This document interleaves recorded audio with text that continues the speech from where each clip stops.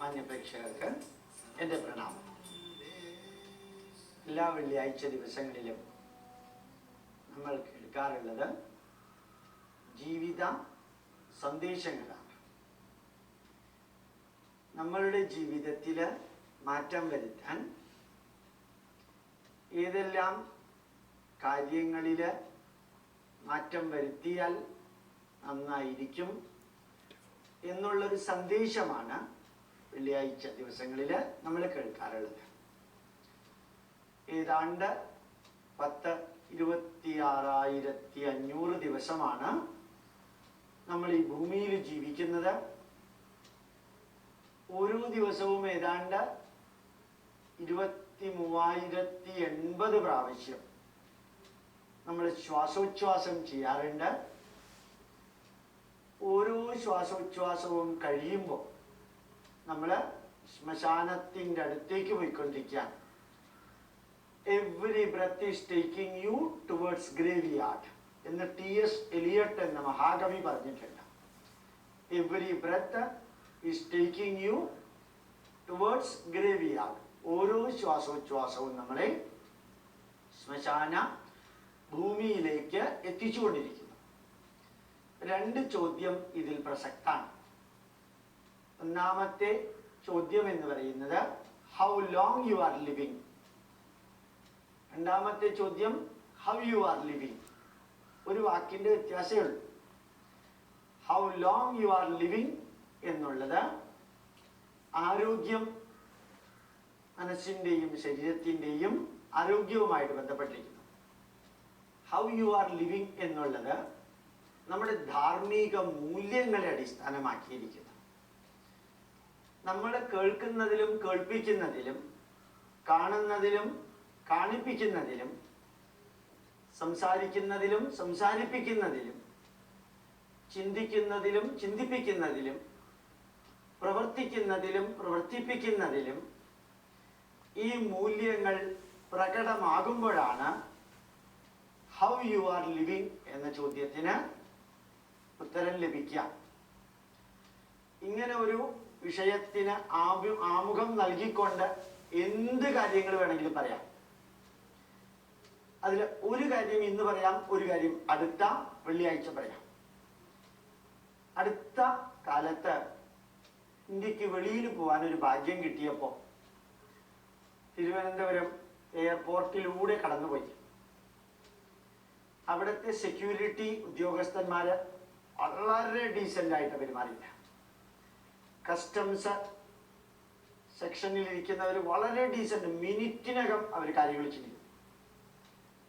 തിരിച്ചു വന്നപ്പോഴും അവർ extremely decent ആയിരുന്നു. ലോകത്തിൽ പല രാജ്യങ്ങളിൽ ചെല്ലുമ്പോഴും സെക്യൂരിറ്റിയും കസ്റ്റംസും പെരുമാറുന്നതിനേക്കാൾ 100 ഇരട്ടി നല്ല രീതിയിലാണ് തിരുവനന്തപുരം എയർപോർട്ടിലുള്ളവർ പെരുമാറിയത്. അത് കഴിഞ്ഞ് ഞങ്ങൾ വണ്ടിയിൽ കയറി ഫ്ലൈറ്റിൻ്റെ അടുത്ത് വരെ പോയപ്പോൾ നല്ല ബസ്സായിരുന്നു, AC ഉണ്ട്. അതിങ്ങനെ പോകുന്ന വഴിക്ക് ആ റോഡ് ചെറുതായിട്ടൊന്ന് കുഴിച്ചിട്ടുണ്ട്, പൈപ്പ് ലൈൻ ഇടാനോ മറ്റോ. അപ്പോൾ ആ ബസ് ഒന്ന് അതിലേക്ക് ഇറങ്ങിയപ്പോൾ ഒന്ന് അനങ്ങി ഒന്ന് ചാടിയ മാതിരിയായി. ആ ബസ്സിലുള്ള ഒരാൾ പറയായിരുന്നു, ഇതാണ് നമ്മുടെ നാടിൻ്റെ ഗതി.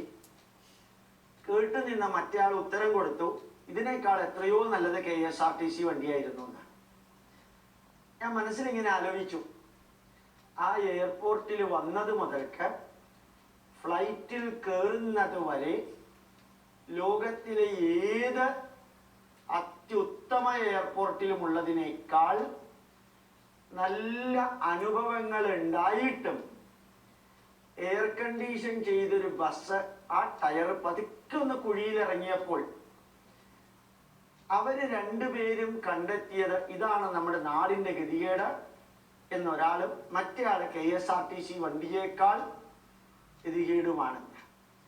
നമ്മുടെ നാടിനെ കുറിച്ച് കുറ്റം പറയാനും അപകർഷതാ ബോധമുണ്ടാക്കാനും ഇവിടുത്തെ നന്മകൾ ഒന്നും കാണാതിരിക്കാനും ഏതോ ഒരു ശാപം കിട്ടിയ മാതിരിയാണ് പലപ്പോഴും കേരളീയര്, ഞാൻ ഭാരതീയരെന്ന് പറയില്ല, കേരളീയർ എന്നും ശ്രമിക്കാറുള്ളത്.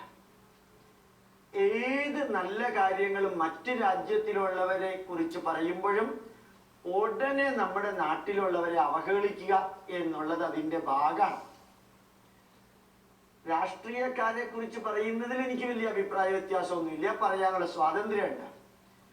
പക്ഷെ ഈ നാട്ടിലുള്ള നന്മകൾ എത്ര ഉജ്ജ്വലമാണ് എന്നറിയണമെങ്കിൽ നിങ്ങൾ വിദേശത്തുള്ളവര് ആ നാട്ടിൽ നടക്കുന്ന ഓരോ കാര്യങ്ങളും ഇടത് സൈഡിൽ എഴുതുക, എന്നിട്ട് വലത് സൈഡില് അതേ കാര്യങ്ങൾ നമ്മുടെ നാട്ടിൽ എങ്ങനെയാ നടക്കുക എന്നുള്ളത് ഒന്നറിയുക.